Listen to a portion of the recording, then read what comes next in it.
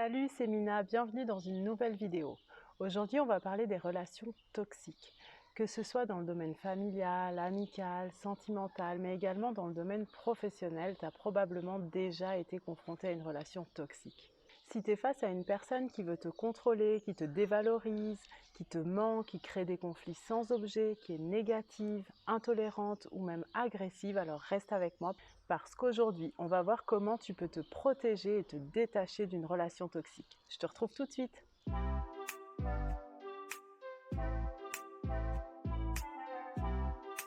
Quand tu es dans une relation toxique, ça t'éloigne de tes valeurs, ça te fait perdre confiance en toi, ça a un impact considérable sur ta joie de vivre et sur ton développement.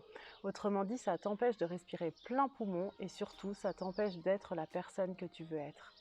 Le dénominateur commun des personnes qui se retrouvent coincées dans une relation toxique, c'est généralement une carence affective, un rejet ou un abandon qui se produit très souvent pendant l'enfance.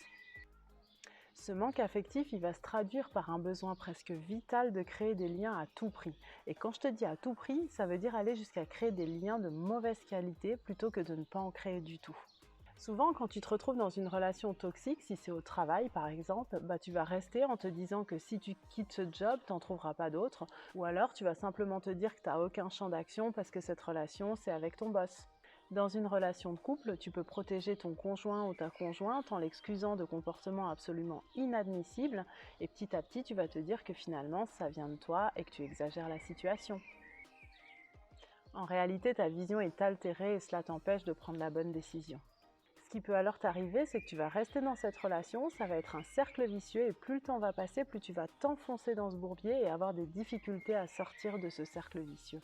Aujourd'hui, je te propose 3 étapes pour te libérer d'une relation toxique. C'est parti!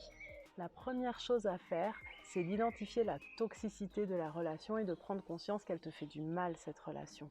Si tu te sens rabaissé, humilié, que tu perds confiance en toi face à une personne, si tu ressens un climat d'agressivité, de violence verbale ou physique, si tu te sens dépendant vis-à-vis d'une personne, que tu as perpétuellement peur de décevoir cette personne, si tu ressens toujours de la culpabilité vis-à-vis de cette personne, si tu ressens un malaise en sa présence, enfin et surtout si tu as le sentiment de ne pas pouvoir être toi-même, alors il y a de fortes chances pour que tu sois dans une relation toxique.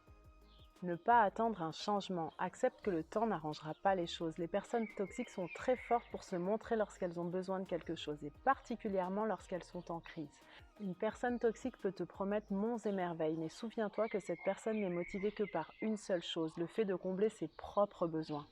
Tu n'es pas Superwoman ni Superman. Prends conscience qu'il n'est pas de ta responsabilité de sauver cette personne. Quand tu abandonnes l'idée de vouloir changer une personne toxique, il est beaucoup plus facile de te libérer de cette relation. Prends conscience de ta valeur. Comme je te l'ai dit précédemment, le fait de vivre une relation toxique, ça a un impact considérable sur ta confiance en toi et cela entrave ton estime de toi. Il va falloir réveiller la star qui sommeille en toi. Einstein disait que chaque personne est un génie dans un domaine qui lui est propre. Trouve ce domaine et exerce-le au maximum. Fais en sorte de lui octroyer une place privilégiée dans ton agenda et donne-lui rendez-vous régulièrement. Non seulement tu vas y prendre du plaisir, mais cela va agrandir ta zone de confiance intérieure. Le fait de retrouver confiance en toi et d'éprouver du plaisir à exercer quelque chose qui te correspond, ça va t'encourager à prendre une direction qui t'anime et qui te correspond. Et cela va t'éloigner naturellement des relations qui ne sont pas bonnes pour toi. Établis des règles et respecte-les. Qu'est-ce que tu tolères et qu'est-ce que tu ne tolères pas? Qu'est-ce qui est acceptable et qu'est-ce qui ne l'est pas? Tu dois définir tes propres limites et les imposer à l'autre. Lorsque quelqu'un franchit cette limite, tu dois apprendre à activer un voyant rouge pour dire stop. Peu importe depuis combien de temps tu vis cette relation, il n'est jamais trop tard pour reprendre le contrôle de ta vie. D'ailleurs, j'ai fait une vidéo à ce sujet, comment apprendre à dire non et à poser des limites. N'hésite pas à aller voir si le sujet t'intéresse.